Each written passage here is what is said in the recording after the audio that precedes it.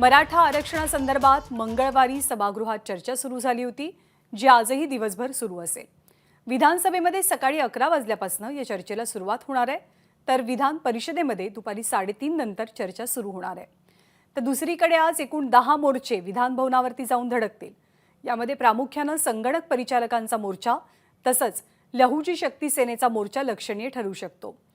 त्याबरोबर शाहीर आणि कलावंतांचा मोर्चा तसंच कंत्राटी वीज कर्मचाऱ्यांचा मोर्चा सुद्धा महत्त्वाचा असेल। बारसू रिफायनरीच्या मुद्द्यावरती ठाकरे गट आक्रमक होऊ शकतो।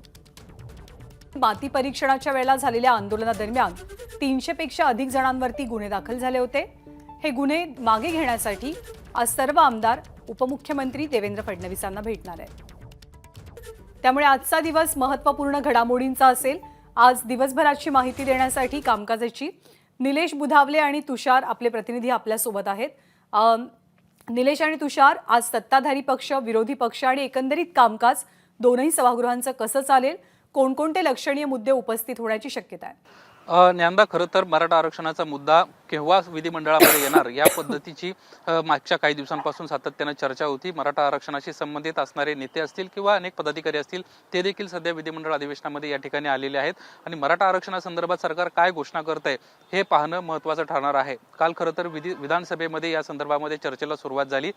शिवेंद्रराजे भोसले यांच्या भाषणानं सुरुवात झाली होती आणि त्यानंतर प्रामुख्यानं माजी मुख्यमंत्री असणारे पृथ्वीराज चव्हाण, देवेंद्र फडणवीस यांना या ठिकाणी आपली मतं मांडल्याचं पाहायला मिळालं। एकंदरीतच या आरक्षणावरून स्पष्ट करण्यात आलेलं आहे की मराठा समाजाच्या बाजूने संपूर्ण सरकार आहे आणि लवकरात लवकर आरक्षणाचा जो प्रश्न आहे तो सोडवण्यात येणार आहे। दुसरी महत्त्वाची बाब अशी आहे, काल देखील ही बाब स्पष्ट करण्यात आलेली आहे की कोणत्याही परिस्थितीत ओबीसीतून आरक्षण हे दिलं जाणार नाहीये। मराठा समाजाला टिकणार आरक्षण दिलं जाणार आहे, यासाठीच सरकार पूर्णपणे प्रयत्नशील आहे। तर आणखीन एक महत्त्वाचा मुद्दा काल विधानसभेमध्ये पाहायला मिळाला होता। जे प्रकाश आबा सोळंके आहेत त्यांच्यावर हल्ला झाला होता, त्यांच्या घरावर हल्ला झाला होता। त्यांना त्या ठिकाणी बीडमध्ये जी परिस्थिती झाली ती देखील या ठिकाणी नमूद केली आणि पृथ्वीराज चव्हाण आणि छगन भुजबळ यांची याच विषयावरून खडाजंगी झाल्याचं पाहायला मिळालं होतं। छगन भुजबळांना कुठल्याही प्रकारे प्रक्षोभक वक्तव्य करू नये, जेणेकरून महाराष्ट्रातलं वातावरण जे आहे ते कायदा आणि सुव्यवस्था निर्माण करेल। त्या अशा पद्धतीचं वक्तव्य ज्यावेळेस भाषण पृथ्वीराज चव्हाण यांना केलं त्यावेळेस छगन भुजबळ यांना देखील ते स्वतःला रोखू शकले नाहीत आणि त्यांना बीडमधली जी काय परिस्थिती होती ते कथन करण्याचा प्रयत्न केला। हे अशाच पद्धतीची परिस्थिती आज विधान परिषदेमध्ये देखील होणार आहे। याच विषयासंदर्भात आता काय होतं हे पाहणं महत्त्वाचं राहणार आहे। विधान परिषदेमध्ये दुपारी 2:30 नंतर यावर चर्चा सुरू होणार आहे। तर दुसरीकडे कायदेशीर पातळीवर नेमकी आरक्षणाची काय परिस्थिती आहे या संदर्भात आपण तुषारशी बातचीत करणार आहोत। तुषार, खरं तर कायदेशीर पातळीवर आरक्षण टिकलं पाहिजे हीच प्रामुख्यानं सरकारची भूमिका आहे। काय वाटतं तुला, कशा पद्धतीचे यामध्ये बाबी आहेत ज्या आरक्षण देऊ शकतात? जर का आपण सभागृहाच्या बाहेर आतापर्यंत जर का विचार केला तर सर्वच पक्ष मराठा आरक्षणाचं समर्थन करतात। इव्हन ओबीसी नेते देखील मराठा आरक्षणाचं समर्थन करतात। आता राज्य सरकारला मराठा समाजाला जर आरक्षण द्यायचं असेल तर त्यांची सर्वात मोठी अडचण ही कायदेशीर आहे, कारण की संविधानामध्ये आरक्षण हे कोणत्या एका जातीला दिलं जात नाही, त्याची तशी प्रावधान देखील नाही। आरक्षण एका प्रवर्गाला दिलं जातं आणि म्हणूनच जेव्हा 2015च्या काळामध्ये जेव्हा मुख्यमंत्री देवेंद्र फडणवीस होते तेव्हा त्यांनी मराठा समाजाला जे आरक्षण दिलं होतं त्यासाठी एक विशेष प्रवर्ग केला होता। सामाजिक मागास आणि आर्थिक मागास असा SC-BCचा जो विशेष प्रवर्ग तयार केला होता। त्यामुळे आता जर का मराठा समाजाला परत नव्याने आरक्षणाचा विचार करायचा असेल तर तो मराठा समाजाला देखील ते मान्य करावं लागेल की आपला एक प्रवर्ग बनेल, फक्त मराठा जातीला आरक्षण मिळत नाही। आणि दुसरी महत्त्वाची गोष्ट की याआधी जे 2 आयोग झाले, म्हणजे राणे समितीचा अहवाल असेल किंवा राणे आयोग असेल किंवा गायकवाड आयोग असेल, यांनी मराठा समाजाच्या मागासलेपणाबद्दल जो अहवाल सादर केला तो न्यायालयाने फेटाळलेला आहे। त्यामुळे आपल्याकडे आरक्षण 2 गोष्टीवर मिळतं। आरक्षण एक तर तुमचं सामाजिक मागासलेपण सिद्ध करावं लागतं किंवा तुम्ही शैक्षणिकदृष्ट्या मागास असायला पाहिजे।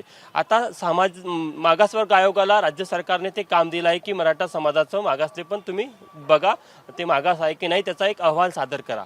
आता जर का तसा अहवाल आलाही की मराठा समाज मागास आहे, त्यांना आरक्षण द्यायचं आहे, पण त्यांना मग ओबीसी प्रवर्गातलं कसं घ्यायचं, म्हणजे ओबीसी प्रवर्गामध्ये टाकायचं की वेगळा प्रवर्ग बनवायचा, ही देखील एक मोठी अडचण आहे।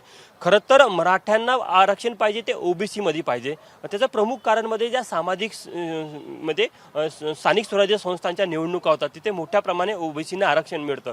त्यामुळे मराठा समाजाचं लक्ष त्या निवडणुकांच्या आरक्षणाकडे आहे.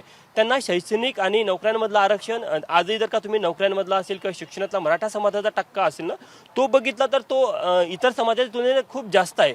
त्यामुळे त्या आरक्षणापेक्षा त्यांचा जो खरा डोळा आपल्याला पाहायला मिळतो किंवा त्यांचा जो उद्देश दिसतो तो त्यांना राजकीय आरक्षण पाहिजे. आणि जर का ते ओबीसी मध्ये आले तरच त्यांना स्थानिक स्वराज्य संस्थांमधल्या ओबीसी आरक्षणाचा फायदा घेता येईल किंवा शासकीय योजनांमधल्या ओबीसी आरक्षणाचा फायदा घेता येईल. विधिमंडळाच्या परिसरामध्ये येणारे मोर्चे आणि त्याचबरोबर उपमुख्यमंत्र्यांना भेटून बारसू संदर्भातले गुन्हे मागे घेण्याची विनंती सुद्धा आमदारांकडनं केली जाईल.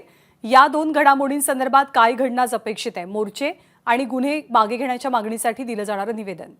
त्यानंतर जसा बारसूचा विषय आहे त्याच पद्धतीनं जे जालना येथे आंदोलन झालं होतं आणि त्या ठिकाणी गुन्हे दाखल झाले होते, त्यावर जरांगे यांना आश्वासन देण्यात आलं होतं की त्या ठिकाणी जे गुन्हे दाखल झालेत ते गुन्हे देखील मागे घेतले जातील आणि यासाठी सरकार प्रयत्नशील आहे. मात्र अद्याप ते गुन्हे दाखल गेलेले नाही आहेत. त्यामुळे जरांगेंचा देवेंद्र फडणवीस यांच्यावर टीकेचा बाण सातत्यानं आपल्याला पाहायला मिळतोय. 24 तारीख जवळ येते, त्या तारखेला नेमकं काय होतं हे पाहणं महत्त्वाचं राहणार आहे. आज आमदार प्रामुख्यानं हे दोन्ही विषयांमधले जे गुन्हे आहेत ते कुठेतरी लवकरात लवकर मागे घेण्यात यावेत याची मागणी करणार आहेत. या ठिकाणी ज्या ठिकाणी या घटना घडल्या होत्या तिथं गुन्हे दाखल होण्याची जी संख्या आहे ती मोठ्या प्रमाणामध्ये आहे. त्यामुळे आता सरकारला या विषयावरून विरोधक अडचणीत आणण्याचा प्रयत्न करतील आणि तत्काळ या संदर्भात सरकारनं निर्णय घ्यावा ही देखील मागणी या ठिकाणी करणार आहेत.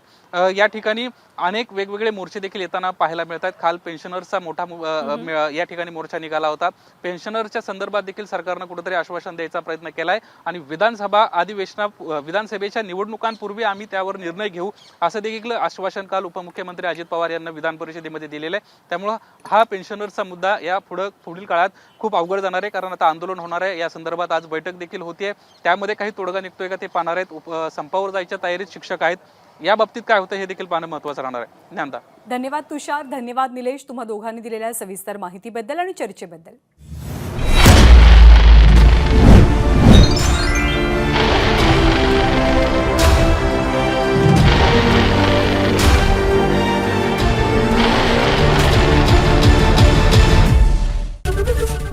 एबीपी माझा, उघडा डोळे बघा नीट.